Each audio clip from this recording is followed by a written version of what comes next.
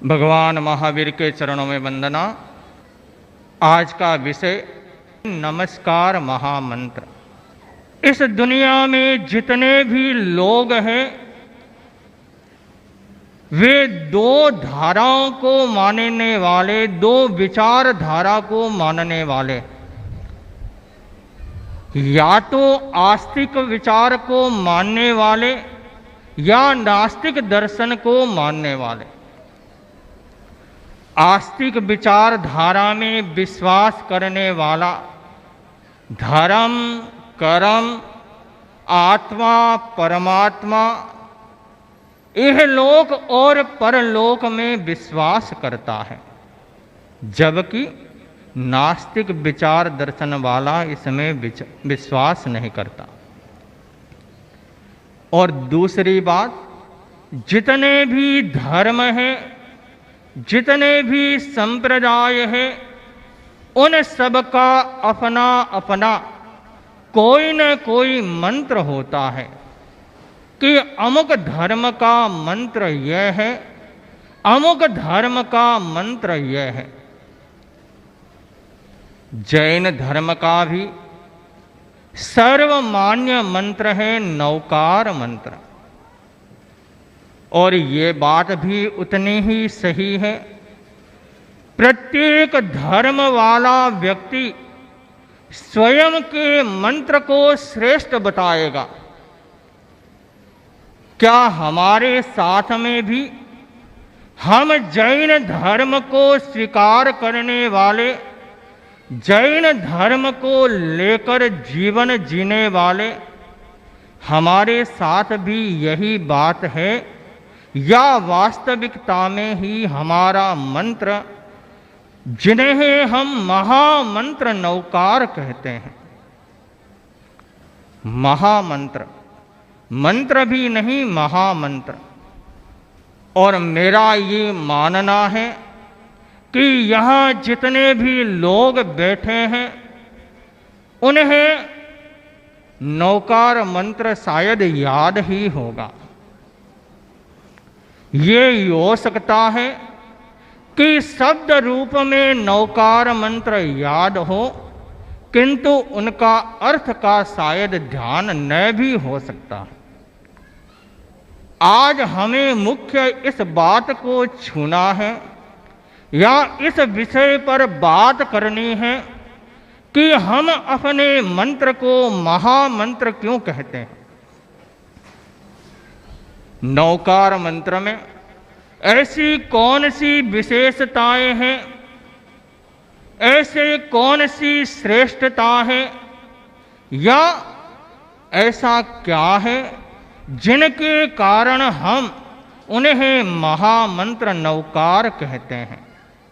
और दूसरी बात हमें ये दिमाग में लानी है, यदि हमें किसी को बताना हो कि हम हमारे मंत्र को सिर्फ जैन होने के कारण ही महान नहीं बताते, वास्तव में वे महान है। सब मंत्रों में महामंत्र है, इसलिए नौकार मंत्र को महामंत्र कहा गया।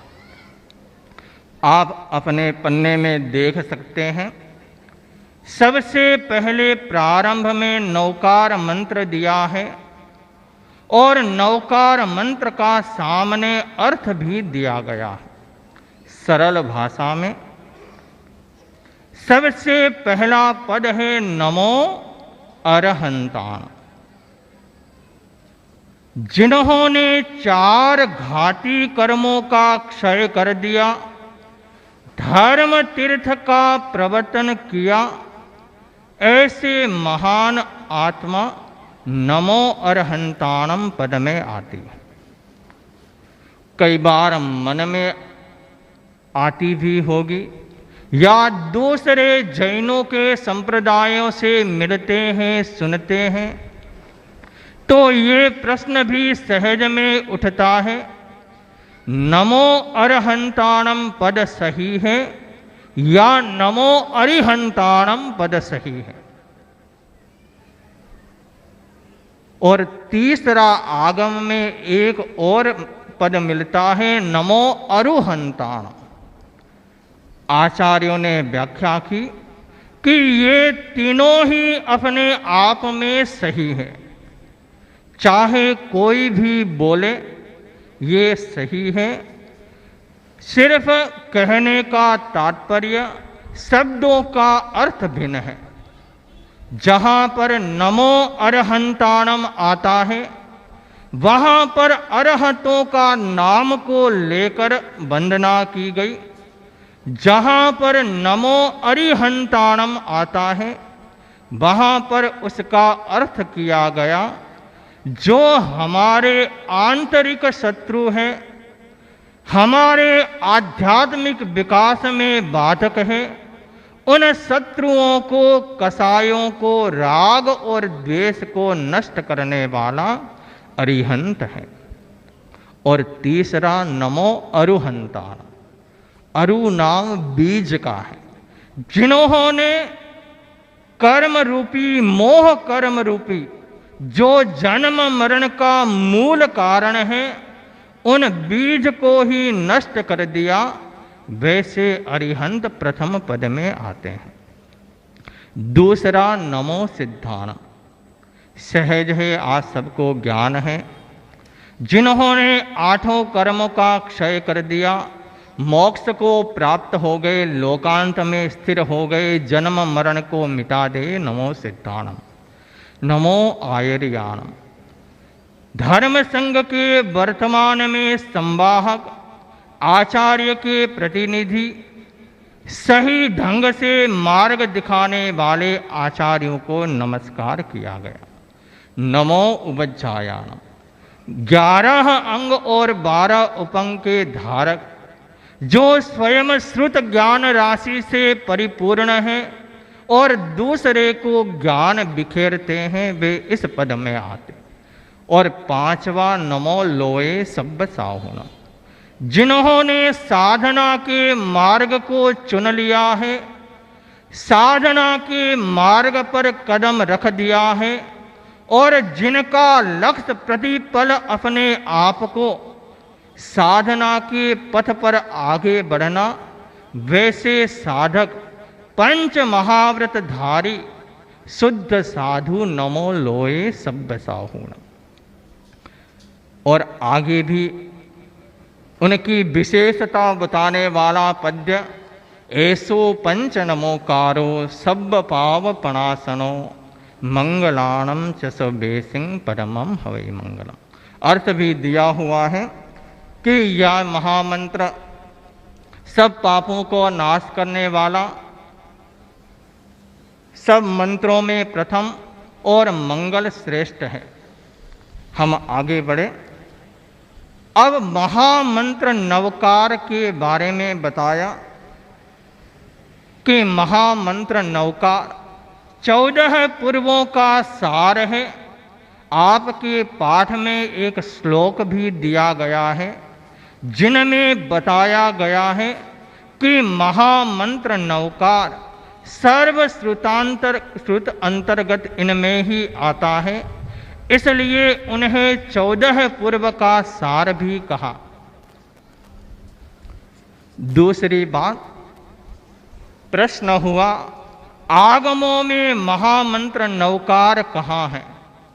भगवती सूत्र जो जैन धर्म के आगमों में सबसे बड़ा आगम, उनमें भी आदि मंगल के रूप में नमस्कार महामंत्र का उल्लेख आया है।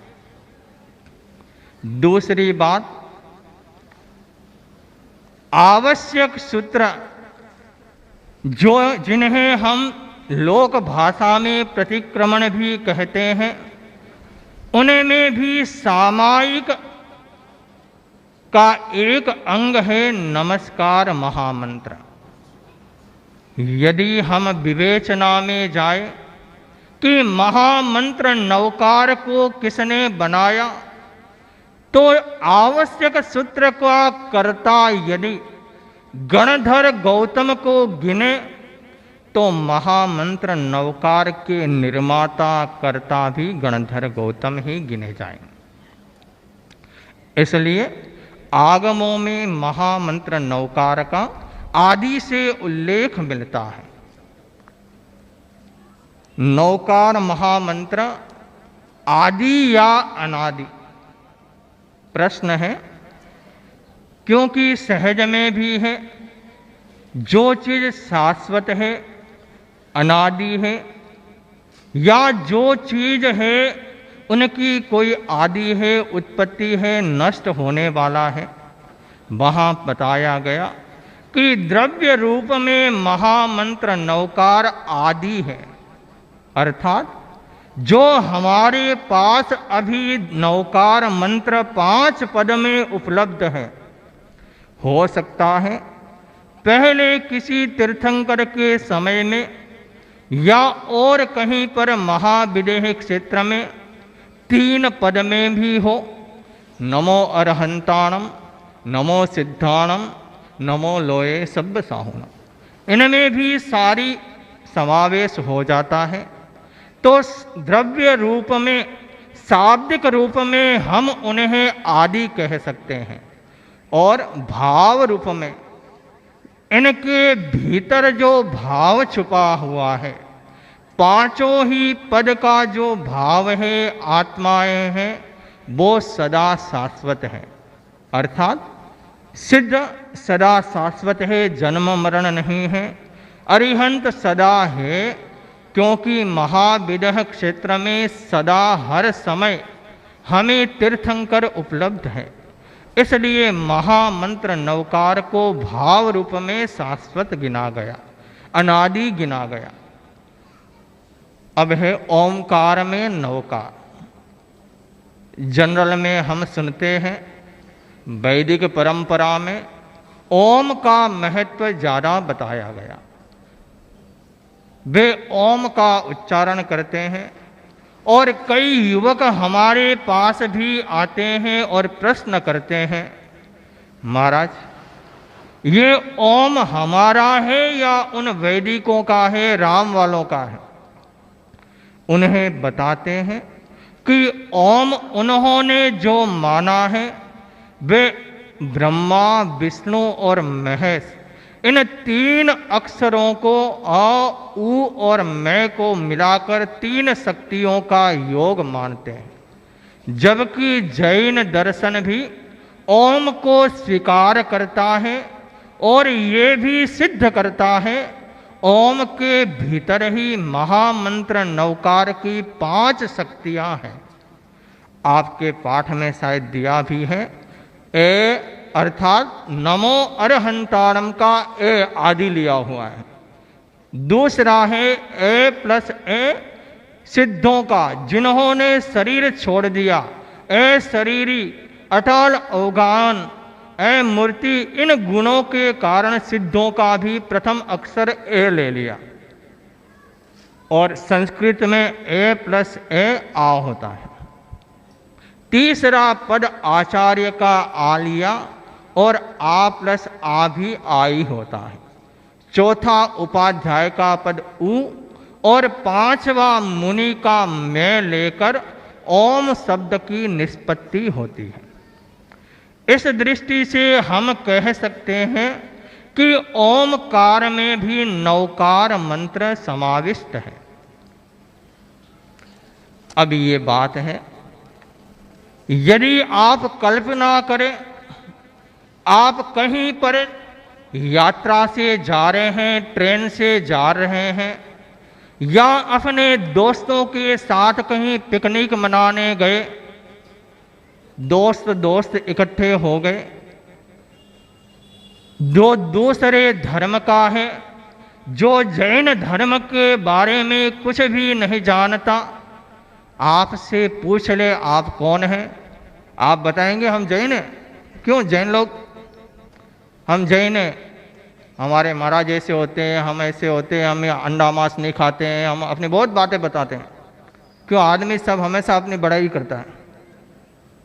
अब यदि ये कल्पना करें, आपको जो अपना दोस्त है वे जैन धर्म के बारे में कुछ भी नहीं जानता, और वे पूछ ले आपका मंत्र कौन सा है, आप कहेंगे नौकार महामंत्र है, सहज है।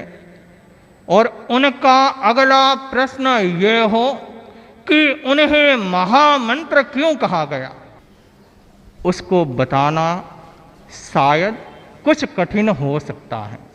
और ये एक सही घटना आपको बताऊं, हम कुछ वर्ष पूर्व श्रद्धेय मंत्री मुनिश्री के साथ दिल्ली में चौमासा कर रहे थे।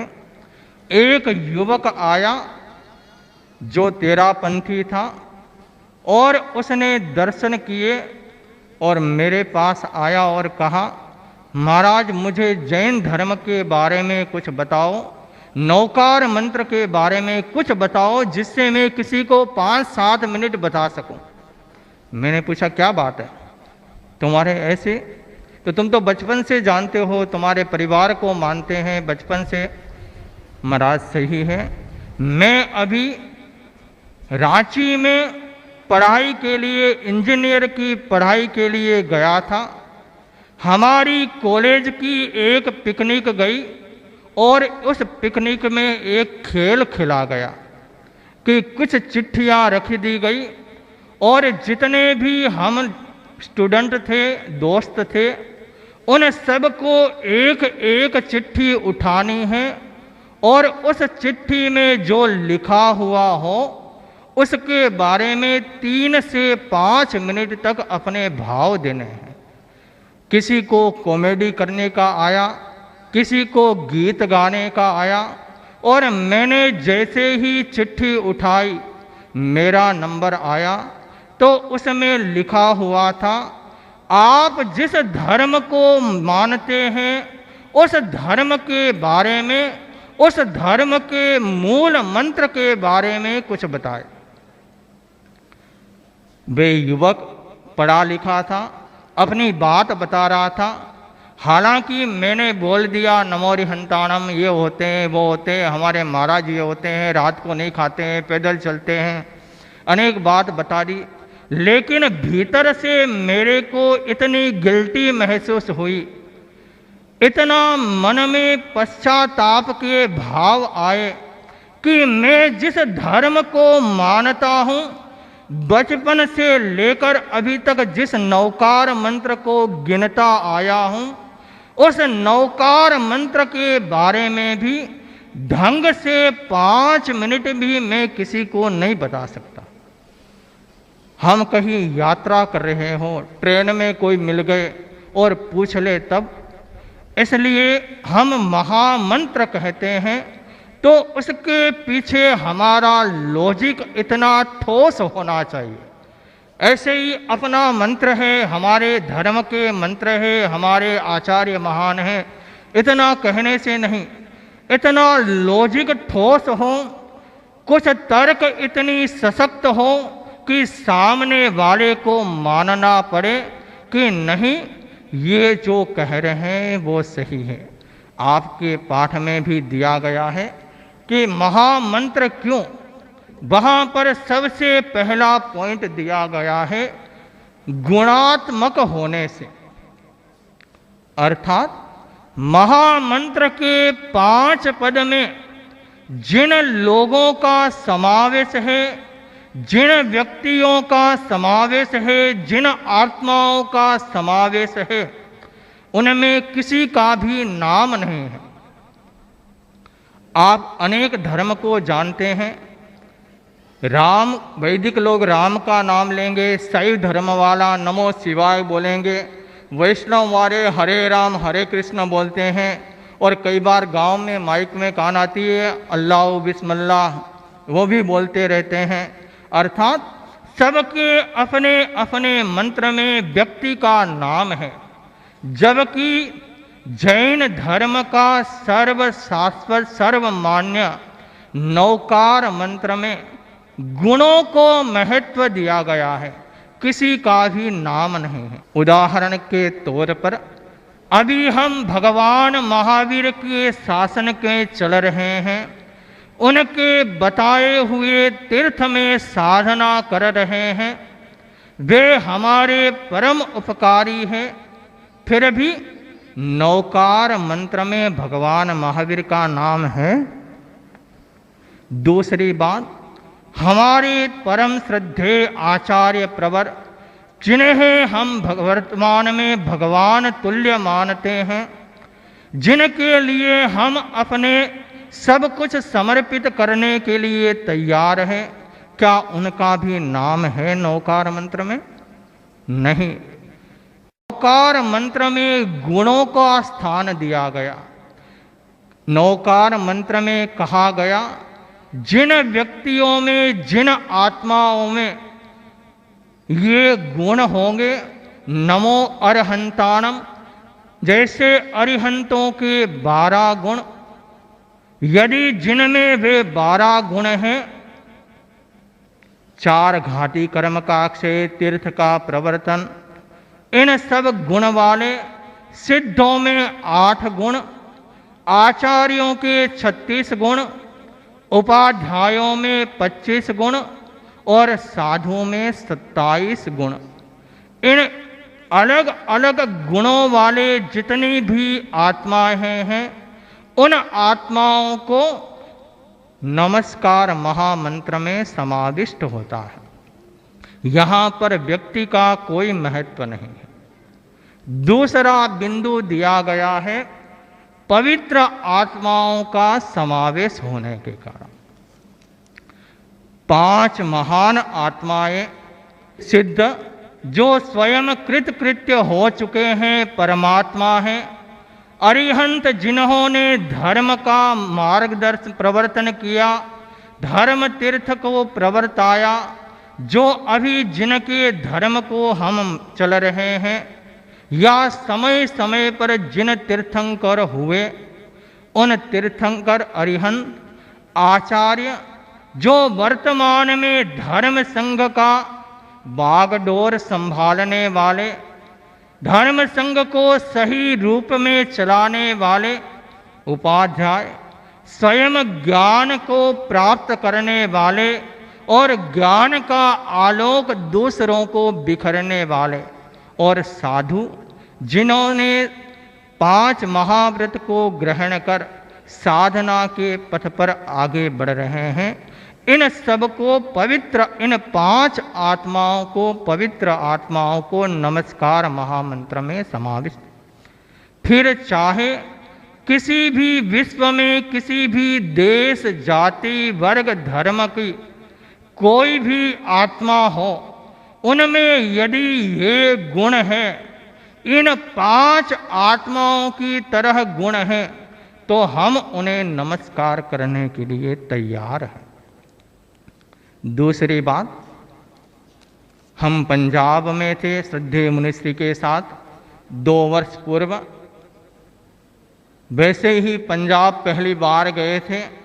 मैंने पूछा, महाराज आप 50 वर्ष पहले पंजाब पधारे थे, अनेक लोगों को गुरु धारणा दिलाई, वहाँ पर ज़्यादातर अग्रवाल भाई, जो वैदिक धर्म को, सनातन धर्म को मानने वाले जैन बनते हैं, जैन बनने को उत्सुक रहते हैं, उन्हें कैसे समझाया जाए। एक भाई आया और उसने पूछा, सहज में पास में रहता था, दुकान थी, आता जाता था, संतों को वंदना की, पूछ लिया कि तुम भगवान का नाम लेते हो।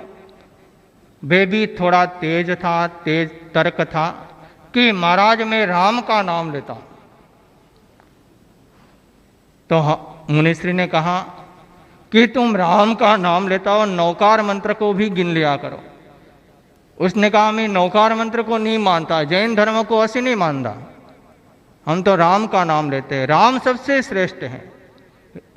राम कौन हुए? उनका उत्तर, राम भगवान हुए। राम तो भगवान है, भगवान राम भगवान है। तो ये बताओ, तुम राम का नाम लेते हो, कितने राम को प्रणाम करते हो? सिर्फ एक राम भगवान को ही प्रणाम करते हो। और यदि तुम नमस्कार महामंत्र को गिनने लग जाओ, नमस्कार महामंत्र का पूरा अर्थ बताया और कहा, और उसने तर्क भी की कि आप राम को नमस्कार करते हैं? तो हमने कहा यदि राम भगवान हैं, मुक्त हो गए तो हम जरूर नमस्कार करते हैं।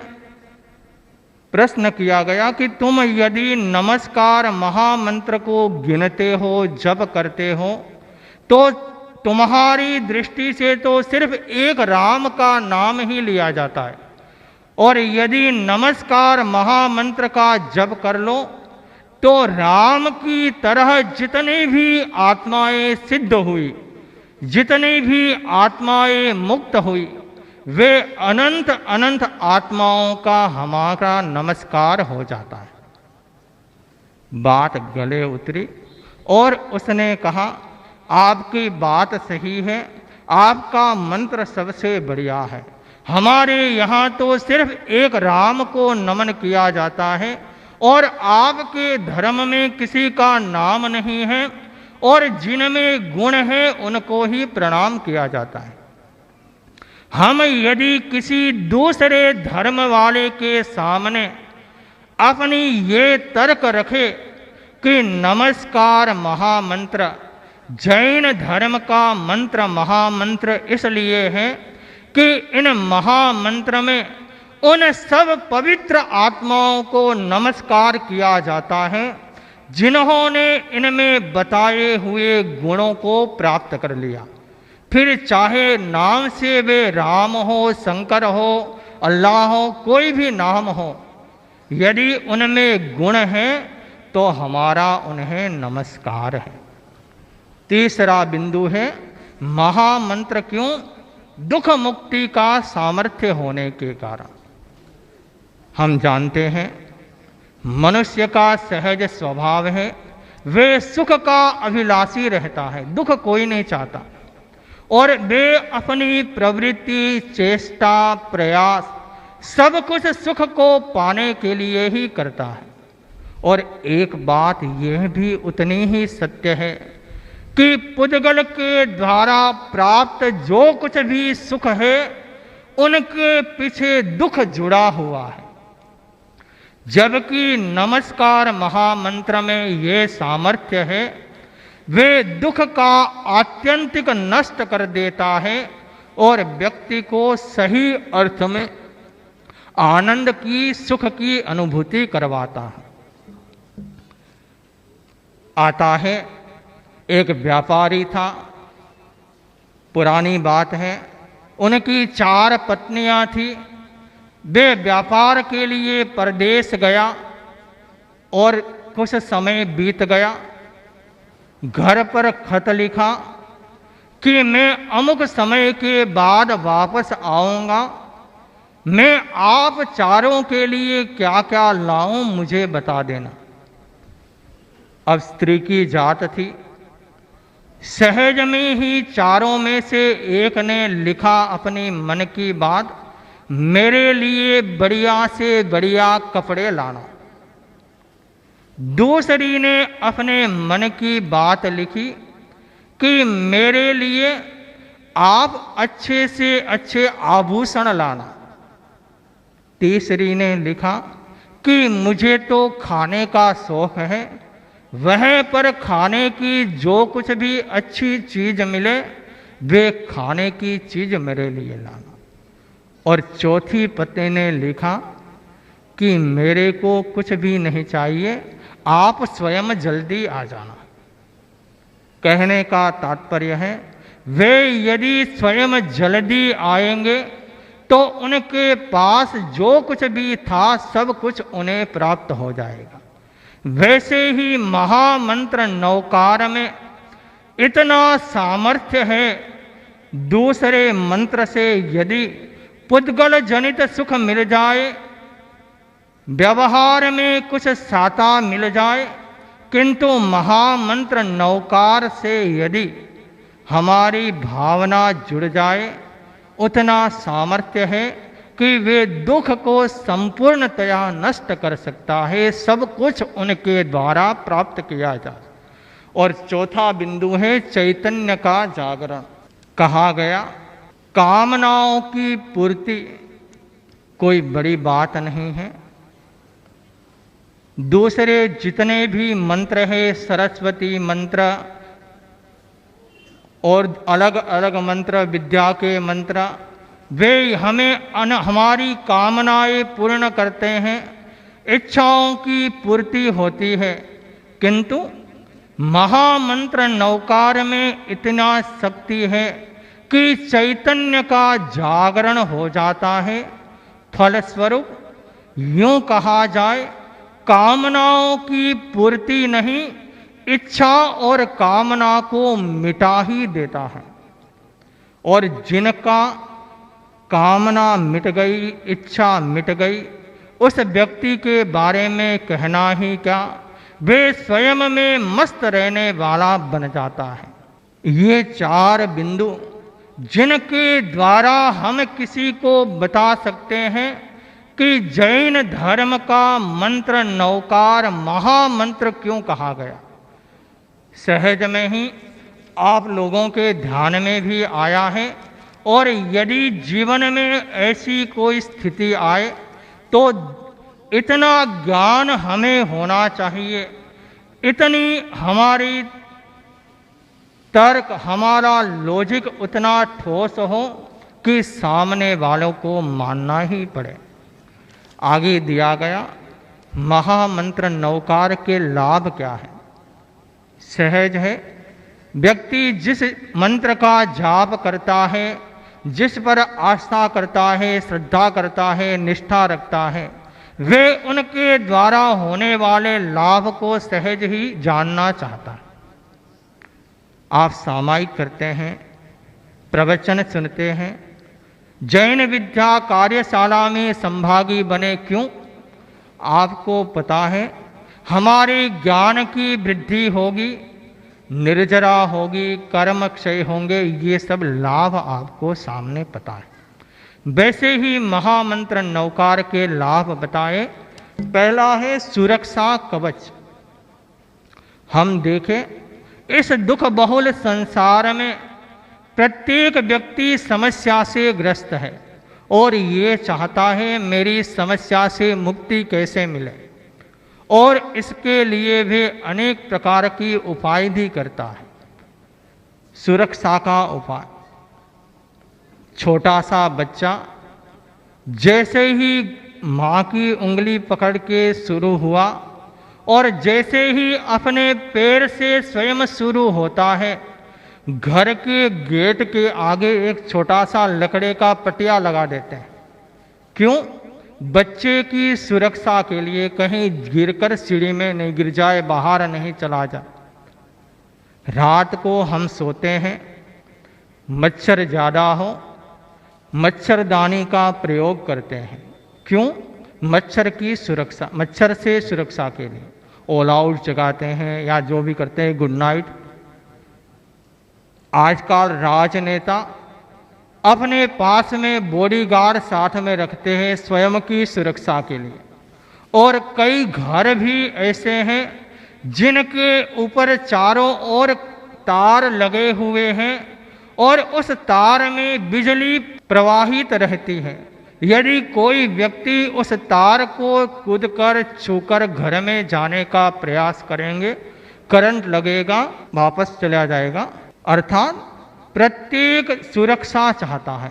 महामंत्र नौकार भी एक सुरक्षा है, जिनके कारण बाहर की विकृति हमारे भीतर प्रवेश नहीं होती।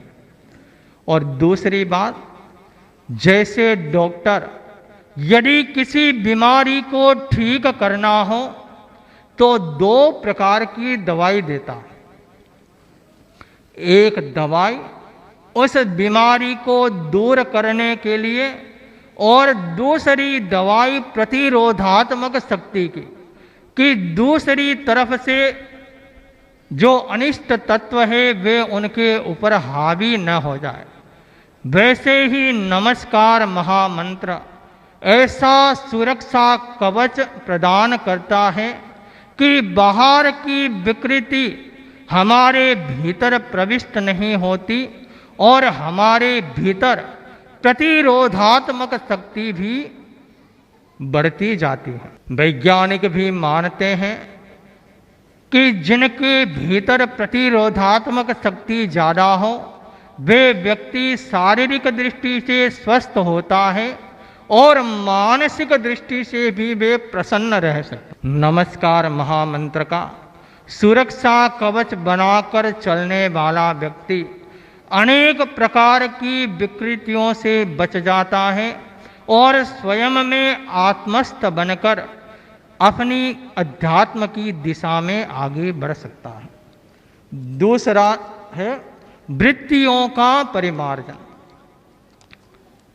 कहा गया महामंत्र नौकार बड़ी चिकित्सा पद्धति है, क्योंकि भगवान महावीर ने कहे अध्यात्म के 4 रोग हैं, क्रोध, मान, माया और लोभ। इन 4 आंतरिक रोगों को जो व्यक्ति दूर करता है, और ये भी कहा ये आध्यात्मिक रोग प्राण के द्वारा मन में और मन के द्वारा शरीर में प्रविष्ट होते हैं। जबकि शरीर शास्त्र का ये मानना है कि पहले शरीर में बीमारी है, शरीर स्वस्थ होगा तो मन स्वस्थ होगा। जबकि अध्यात्म का मानना है यदि हमारा मन स्वस्थ है, हमारा भीतर का भाव स्वस्थ है, हम निश्चित रूप से स्वस्थ रह सकते हैं। चेतना का ऊर्ध्वारोहण। महामंत्र नौकार का जप करने वाला व्यक्ति की चेतना ऊर्ध्वारोहण हो सकती है।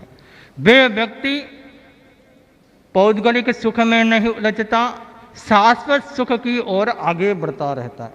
आस्था का सुदृढ़ीकरण। जब हमारे भीतर महामंत्र नौकार के प्रति दृढ़ आस्था हो, इतनी गहन आस्था हो कि जैसे पानी भी 0 डिग्री सेंटीग्रेड पर जाने पर बर्फ जम जाती है, वैसे घनीभूत आस्था हो, श्रद्धा हो, तब हमारा मंत्र स्वीकार सिद्ध होता है। विघ्न विनाशक। महामंत्र नौकार के द्वारा आदि व्याधि और उपाधि दूर होती है। अहंकार और ममकार का विसर्जन। नमस्कार महामंत्र के प्रारंभ में ही नमो शब्द इस बात का प्रस्तुत करता है कि सबसे पहले नमो, विनय को प्राप्त करना, अहंकार और ममकार का विसर्जन, आत्मशोधन और चमत्कारी मंत्र। यदि हमारे भीतर दृढ़ आस्था हो, श्रद्धा हो, निष्ठा हो, तो एक नहीं अनेक उदाहरण हम अभी प्रस्तुत कर सकते हैं। और आपने भी अनेक सुने होंगे कि महामंत्र नौकार पर दृढ़ आस्था रखने के कारण व्यक्ति के जीवन में आने वाली अनेक प्रकार की बाधाएं, विघ्न बाधाएं दूर हो गई। आगे जप की पद्धति मानसिक और वाचिक। वाचिक में भी समयबद्ध और संख्याबद्ध। यदि हम समयबद्ध करना चाहें, हम प्रतिदिन 10 मिनट जप करेंगे, ये समय को लेकर। संख्याबद्ध, हम 1 माला फिरेंगे, अमुक माला फिरेंगे, अमुक जाप करेंगे, अमुक 1.25 लाख का इतना जाप करेंगे, संख्याबद्ध जाप। और जप के प्रकार भी दिया गया है, अनुक्रम से, अनानुक्रम से, पूर्वानुक्रम से, पश्चानुपूर्वी। और आगे महामंत्र नौकार चैतन्य केंद्र और उनके कारण होने वाले लाभ के बारे में भी बताए। और अंत में महामंत्र नौकार के द्वारा ग्रह शांति कैसे हो सकती है, कौन से ग्रह के जाप से किस प्रकार शांति होती है, इस प्रकार पूरा विवरण है।